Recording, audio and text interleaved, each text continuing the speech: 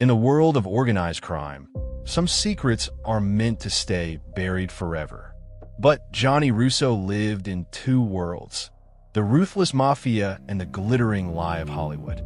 His journey began in Little Italy, under the wing of the legendary boss, Frank Costello. Costello taught him the rules: loyalty, silence, and how to move money in the shadows. Meanwhile, Jimmy Hoffa's power grew, merging the Teamsters Union with mob interests. But his ambition made a deadly enemy: Attorney General Robert Kennedy. After years of legal battles, Hoffa was sent to prison, leaving a vacuum of power. Released by a deal with President Nixon, Hoffa was forbidden from regaining his Union throne. He didn't listen, and the mob, now gorging on Union cash, saw him as a liability to be removed. By the 1970s, Russo had traded gun runs for movie runs, landing a role in The Godfather. He didn't need to act. He knew the life. The threats felt familiar. Back in Detroit, Hoffa arranged a meeting to settle things. July 30th, 1975, at the Machu's Red Fox restaurant. He believed he was meeting mob leaders for a peaceful sit-down. He was last seen in the parking lot, waiting, growing impatient. Then he vanished. No witnesses, no body. The perfect crime. The FBI's largest manhunt began, digging up fields, farms, and rumors. One theory led them to the new Giants Stadium in New Jersey, but they found nothing. Hoffa was a ghost, and the case grew cold. Years later, in Las Vegas, Russo's past and this mystery were about to collide. An old mob contact, dying and seeking redemption, whispered a name to Russo: Tony Pro. Anthony "Tony Pro" Provenzano was a New Jersey boss, a man of pure, volatile violence. He and Hoffa were once allies, sharing control of the vast, corrupt Teamsters pension fund. But in prison, a petty argument over a gifted fish started a war of pure hatred between them. Russo knew Tony Pro was capable of anything, especially if his power and money were threatened. The dying man's next words were a location: a forgotten union-owned warehouse in Detroit. The mob used it for wet work, a final stop for problems that needed to disappear permanently. Armed with this secret, Russo flew to Detroit, a city haunted by Hoffa's ghost. His first stop was the restaurant parking lot, now a silent monument to a vanished man. He needed to find a man named Sal, a retired cleaner who knew how to make stains vanish. Sal was terrified. Asking about that day is a death sentence, he whispered over cheap whiskey. But for the right price, Sal confirmed it. Hoffa never entered the restaurant that day. He was picked up by men he knew, men he thought were friends, in a maroon Mercury Marquis. They drove him to the warehouse, Sal said, his voice trembling. He thought it was for a meeting. Inside, Tony Pro and a man named Sally Bugs were waiting. The sit-down was a setup. What happened next was not business. It was personal, brutal, and final. The body was the problem. It couldn't just be buried. It had to be erased from the earth. Sal refused to say more. He had already signed his own death warrant by talking this much. Russo's next move was dangerous: confront the new Teamsters president, Frank Fitzsimmons. Fitzsimmons, who took power after Hoffa, was a puppet who owed everything to the mob. He denied everything, but couldn't hide his fear. The past should stay in the past, Johnny, he warned.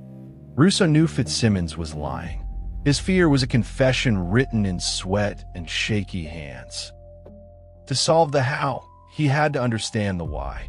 The motive was the multi-billion-dollar pension fund. With Hoffa gone, Fitzsimmons and the mob had free rein to loan millions to their Las Vegas casinos. Hoffa's return would have stopped the golden faucet. He had to be removed for business to continue.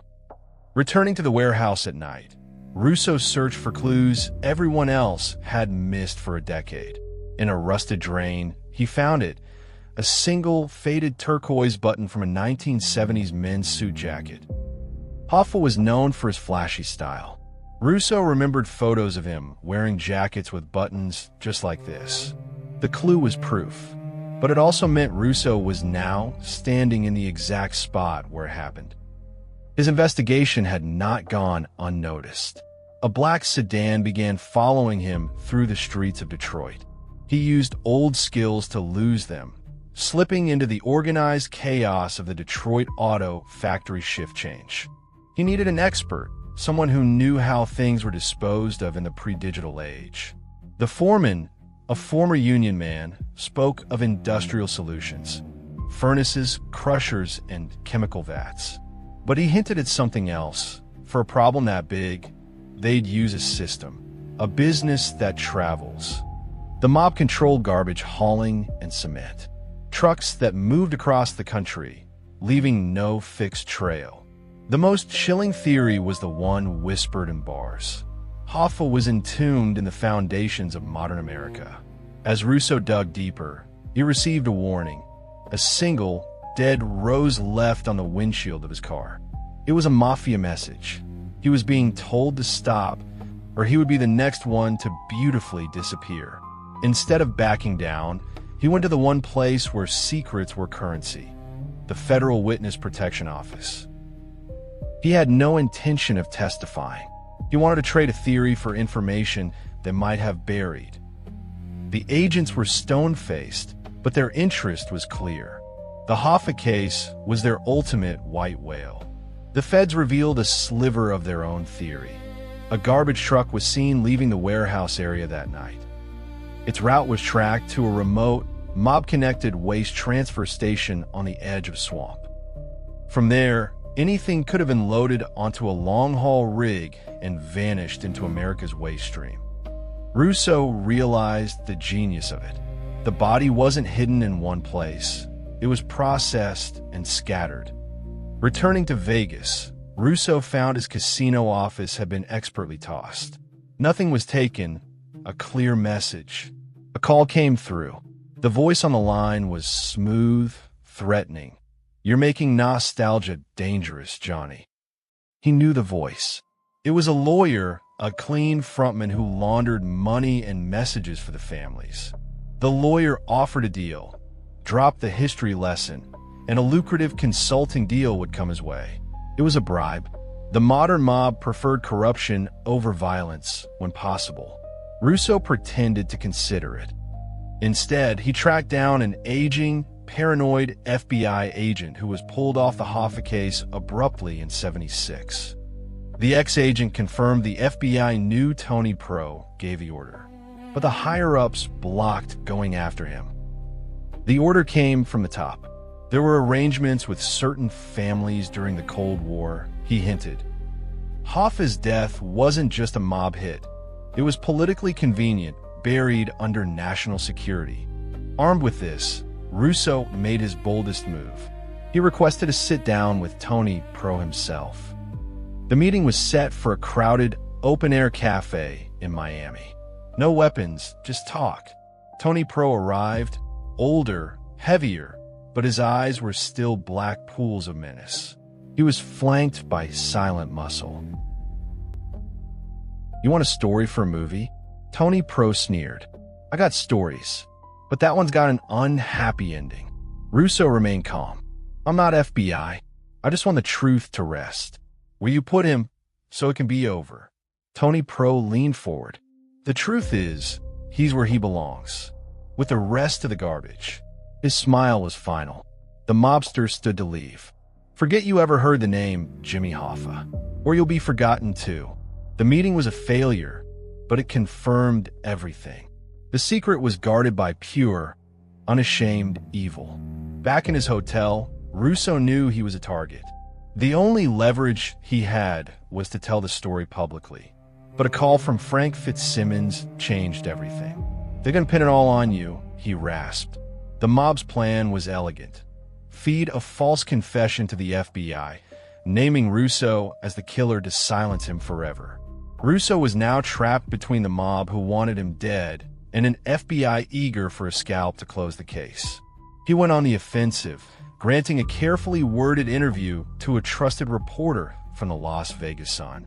"I know who gave the order, and I know why," he said. "The evidence is safe. If I disappear, it will be published. The article caused a sensation. Russo was no longer a lone investigator. He had the protection of public attention. The FBI descended, demanding his evidence. Russo handed over the turquoise button and the warehouse location. It forced their hand. They had to officially reopen the case and investigate the warehouse, putting heat on Tony Pro. But the mob's revenge was swift. Russo's casino consulting deals dried up. Friends in Hollywood stopped calling. He was being iced out, economically erased from the world he had built, becoming a ghost himself. The final blow came from an unexpected place, a friendly warning from an old contact on the police force. They have a contract. It's not from New York or Jersey. It's from the new bosses and the Teamsters, the cops said.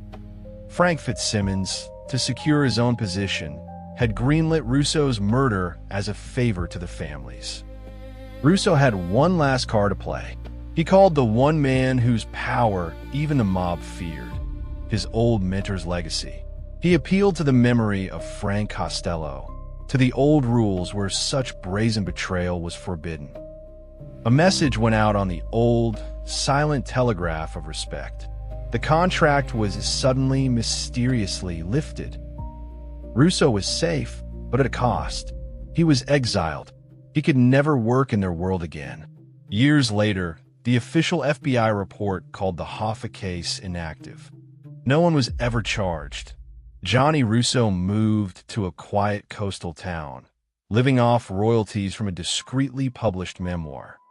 The memoir told the story of his life, but the chapter on Hoffa was a single, blank page titled The Unwritten. He kept the original turquoise button in a small box, a tangible relic of a ghost that haunted a nation. One day, a researcher from the Justice Department visited, seeking closure for the official historical record. For the archive, Mr. Russo, the researcher asked, "What is the truth in your own words?" Russo looked out at the sea.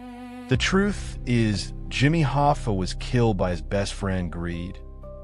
Greed for power, for money, for control.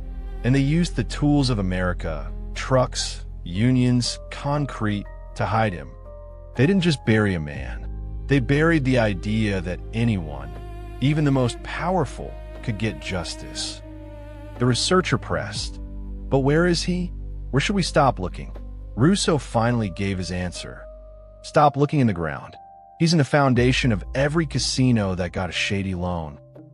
He's in the pension checks of every union man who wonders where the dream went. He's in the silence of every witness who chose to live. He's in the system that chose to look away. Jimmy Hoffa is everywhere, and that's why you'll never, ever find his remains." The researcher turned off his tape. He had his answer, but not the one that could ever close a case file. Russo walked his guest to the door. The setting sun cast long shadows, like secrets stretching across time.